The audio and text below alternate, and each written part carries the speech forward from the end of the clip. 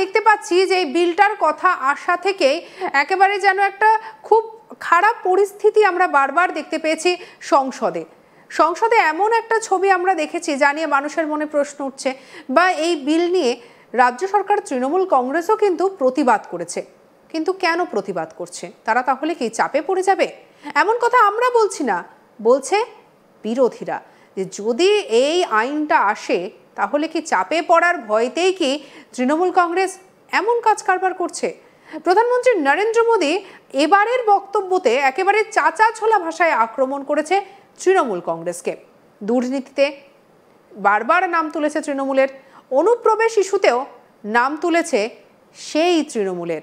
বারবার ঘুরে ফিরে মোদীর নিশানায় এসেছে তৃণমূল কংগ্রেস সরকার। কি বলেছেন শুনবো। आजकल ये लोग इतने गिरे हैं कि जेल से भी सरकार चलाने की कोशिश कर रहे हैं। पश्चिम बंगाल ने ये साक्षात देखा है, बार बार कई बार अनुभव किया है। टीएमसी के एक मंत्री टीचर्स घोटाले में आज तक जेल में है। शिक्षक भर्ती का गंभीर घोटाला, घर से नोटों का पहाड़ मिला, लेकिन तब भी वो मंत्री कुर्सी छोड़ने को तैयार नहीं थे। जनता की हर भावना को यहां निर्ममता से कुचला जाता रहा। আমরা কথা বলছি, আমাদের সঙ্গে আমাদের কলিগ তাপস রয়েছে। তাপস, এই যে কথাটা যে সাধারণ মানুষের কথাকে গুরুত্ব দেওয়া হচ্ছে না, সাধারণ মানুষের কথাকে পদদলিত করা হচ্ছে, বা বারবার যে দুর্নীতি ইস্যু, অনুপ্রবেশকারী ইস্যুতে তৃণমূল কংগ্রেসকে একেবারে প্রত্যেকটা মুহূর্তে যেন আমরা দেখলাম যে বিত্তে নরেন্দ্র মোদীকে। এবারে তৃণমূল কংগ্রেসের ভয়টা কোথায়? কেন তারা এতটা পুরো বিষয়টা নিয়ে চাপে পড়ে যাচ্ছে? দেখো, প্রথম কথা হচ্ছে 2026-এর নির্বাচন খুব একটা দূর নয়, মানে কয়েক মাস পরেই 26-এর নির্বাচন, প্রস্তুতি তুঙ্গে রয়েছে এবং আশঙ্কা রয়েছে যে এই সময় আমরা বিভিন্ন সময় নির্বাচনের প্রাক্কালে আমরা দেখেছি যে এজেন্সিগুলি সক্রিয় হয়ে পড়ে এবং বিভিন্ন নেতাদের ডাকাডাকি বা গ্রেফতারও করা হয়েছে, আমরা অতীতেও দেখেছি।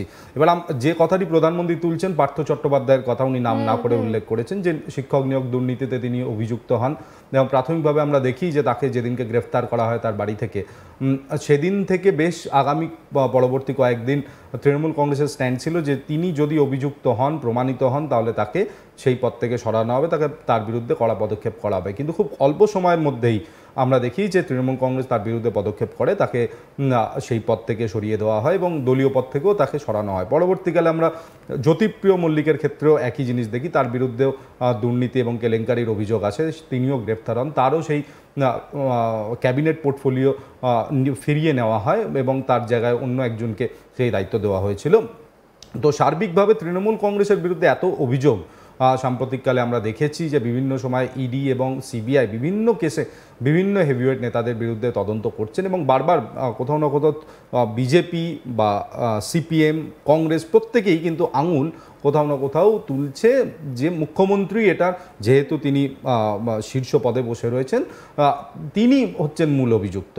তো সেক্ষেত্রে আমরা এখনও কিন্তু সেই অর্থে তার বিরুদ্ধে কোনো তথ্য প্রমাণ বা এজেন্সিকে সেই অর্থে কাজ করতে দেখিনি। তবে নির্বাচনের আগে আমরা জানি যে মুখ্যমন্ত্রী রাজ্যের মমতা বন্দ্যোপাধ্যায়, তার একটা আবেগ রয়েছে যেটা ভোট টানার ক্ষেত্রে অনেক কাজে লাগে এবং আমার মনে হয় যে সেই জায়গাটাকে কোথাও এনক্যাশ করারও চেষ্টা করছে তৃণমূল কংগ্রেস, যে দেখো যদি এটাকে আইন চটজলদি করে দেওয়া হয় এবং মুখ্যমন্ত্রীকে যেভাবে আক্রমণ করা হয়েছে অতীতে, তার বিরুদ্ধে যদি পদক্ষেপ করে তাকে যদি তার বিরুদ্ধে আইনানুগ ব্যবস্থা নেওয়া হয়, তাহলে কিন্তু একটা ঘোরতর পরিস্থিতি তৈরি হতে পারে। এই যে একটা বার্তা তৃণমূল কংগ্রেস, রাজনৈতিক বার্তা, যেটা এই মুহূর্তে রাজনৈতিক ময়দানে বা বিভিন্ন সময় বলছে, এটা কিন্তু ভোট ব্যাংক কনসলিডেট করাতে পশ্চিমবঙ্গে যে ভোটিং ট্রেন্ড বা মমতা বন্দ্যোপাধ্যায়ের যে ইমেজ, সেই ইমেজটাকে আরও কনসলিডেট করতে পারে এমনটাই মনে হয়। কারণ না, আমি অন্তত দেখছি না যে এটা রাতারাতি এই আইনটা তৈরি হয়ে গিয়ে নির্বাচনের একদম প্রাককালে এটা আইন প্রণয়ন হয়ে মানুষের বিরুদ্ধে বিভিন্ন কমপ্লেন ইনভেস্টিগেশন শুরু হবে, কারণ এখনো অনেকটা প্রক্রিয়া বাকি, এটা নিয়ে আলোচনা বাকি আছে। কিন্তু আপনি একটা কথা বলো, যদি তর্কের খাতিরে ধরে নিই যে এই বিলটা পাশ হলো, আইনে পরিণত হলো, তাহলে সেটা বিরোধীদের জন্য বাংলায় কতটা একটা হাতে একটা ট্রাম্প কার্ড চলে আসতে পারে? দেখো, বিরোধীদের জন্য ট্রাম্প কার্ড হতে পারে, কিন্তু এখানে ইকুয়েশন বুঝতে হবে যে বিরোধীরা কোন জায়গায় দাঁড়িয়ে বা তৃণমূল কংগ্রেস কোন জায়গায় দাঁড়িয়ে। তৃণমূল কংগ্রেস যদি আমি এই ভোট প্রিপারেশনের নিরিখে দেখি, তৃণমূল কংগ্রেস কিন্তু ইতিমধ্যেই অন্যান্য বিরোধী দলের থেকে অনেকটা এগিয়ে গেছে। তো সেক্ষেত্রে তৃণমূলের একটা এগিয়ে যাওয়ার প্রবণতা আগেও কয়েক বছর আগে, মানে বেশ কয়েক বছর ধরে দেখি যে নির্বাচনের অনেক আগে থেকে তারা প্রস্তুতি শুরু করেন। তো সেক্ষেত্রে তৃণমূলের ওপর যে খুব ডিরেক্ট কোন এফেক্ট পড়বে, হয়তো কিছু মন্ত্রীর বিরুদ্ধে অভিযোগ আসতে পারে, তাদের বিরুদ্ধে পদক্ষেপ হচ্ছে, আমরা এরম দেখতে পাই, কিন্তু এটাগুলো সবই প্রত্যেকটা হাইপোথেটিক্যাল বিষয়। কিন্তু আগে আইন প্রণয়ন হোক, সেটা আগে সর্বসম্মতভাবে পাস হোক। আমরা জানি যে জেপিসিতে তৃণমূল কংগ্রেস অংশগ্রহণ করবে না, স্পষ্টত জানিয়ে, সমাজবাদী পার্টি করবে না জানিয়ে দিয়েছে। এবং শুধু তাই নয়, এখন আলোচনা হবে, আলোচনার পরবর্তীকালে সিলেক্ট কমিটিতে যাবে, স্ট্যান্ডিং কমিটিতে যাবে, তারপর রাষ্ট্রপতির কাছে যাবে, এবং এটা একটা লম্বা প্রক্রিয়া এবং সময় সাপেক্ষ ব্যাপার। আমার মনে হয় না এটা কয়েক মাসের মধ্যে এই গোটা বিষয়টা কমপ্লিট হয়ে একটা আইনে পরিণত হবে। যদি হয়, সেক্ষেত্রে নির্বাচনের প্রাককালে হয়তো কিছু সোকল্ড আমরা যে পলিটিক্যাল ড্রামা দেখি, সেই ড্রামা হয়তো আমরা দেখতে পারবো, কিন্তু তবে এটার যে খুব বড় এফেক্ট পশ্চিমবঙ্গের আগামী নির্বাচনে আমরা দেখতে পাবো এমনটা নয়। এবং এই ট্রাম্প কার্ডটাই কিন্তু ঘুরিয়ে তৃণমূল কংগ্রেস বিজেপির বিরুদ্ধে খেলার চেষ্টা করছে, যে দেখো আমাদের মুখ্যমন্ত্রী, একজন মহিলা মুখ্যমন্ত্রী, তাকে কিভাবে টার্গেট করা হচ্ছে, এবং এই আইন আনা হচ্ছে কোথাও না কোথাও মমতা বন্দ্যোপাধ্যায়ের মতো বিরোধী দলনেতা বা দলনেত্রী যারা বিভিন্ন রাজ্যে রয়েছে তাদেরকে টার্গেট করার জন্য। সেটা স্বাভাবিকভাবেই হতে পারে যে একটা পলিটিক্যাল ডিভিডেন্ড অন্য ঘুরপথে তৃণমূল কংগ্রেসকে এনে দিতে পারে।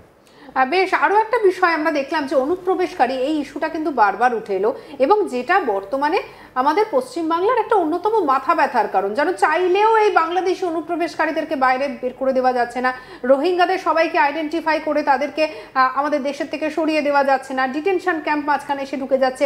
এই সমস্ত যে একটা যে গোলমেলে পরিস্থিতি, এই গোলমেলে পরিস্থিতিতে মোদী এই যে অনুপ্রবেশকারী নিয়ে বললেন যে আমরা যদি ক্ষমতায় আসি তাহলে আপনাদের কোনো চিন্তা নেই, সবাইকে আমরা তাড়িয়ে দেব, তারা আমাদের বাংলার যারা ছেলে মেয়ে তাদের একটা কর্মসংস্থানের জায়গাকে তারা দখল করে বসে আছে, এটা আমরা হতে দেব না। তো মোদীর এই যে ভাষণ, এই ভাষণের প্রভাবটা কি পড়বে ভোট বাক্সে? দেখো, পশ্চিমবঙ্গের যে রাজনৈতিক পরিবেশ, আমার ব্যক্তিগতভাবে মনে হয় যেটা বিশাল একটা মানুষের মধ্যে ভয়ভীতি কাজ করছে, অবশ্যই কাজ করছে। কারণ অনেক বৈধ নাগরিক এরাম রয়েছে যাদের অনেক কাগজপত্র নেই, কারণ সেই সময় বার্থ সার্টিফিকেট বা তার যে আগের যে কাগজপত্রগুলো সেইগুলো অনেকের নেই, সেই জন্য একটা ভয়ভীতি কাজ করছে। আমি আবারও বলছি, এগুলো কিন্তু ঘুরপথে ডিভিডেন্ড কিন্তু তৃণমূল কংগ্রেসকেই হয়তো দেবে আগামী দিনে গিয়ে। এবার বিজেপি যদি ক্ষমতায় আসে এবং প্রধানমন্ত্রী